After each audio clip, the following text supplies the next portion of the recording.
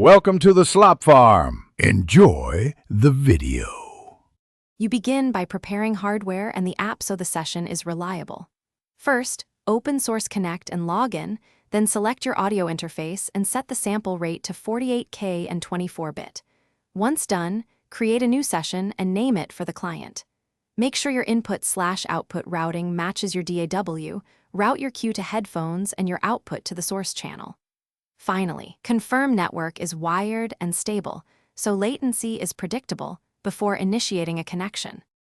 Now you handle the complex routing and network tuning that makes sessions smooth.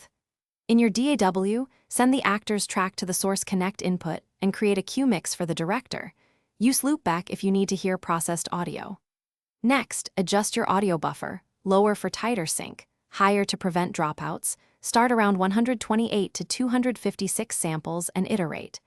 Then run the built-in network test and, if needed, configure port forwarding or UPnP so packets flow cleanly. This prevents one of the most common failures. Finish by capturing clean files and preparing delivery. Begin recording in your DAW while Source Connect streams the remote voice. Keep multi-track takes and label them with timestamps and take numbers for clarity. Once complete, export WAV masters at 48K and 24-bit and create a review MP3 for the client. If something goes wrong, troubleshoot quickly.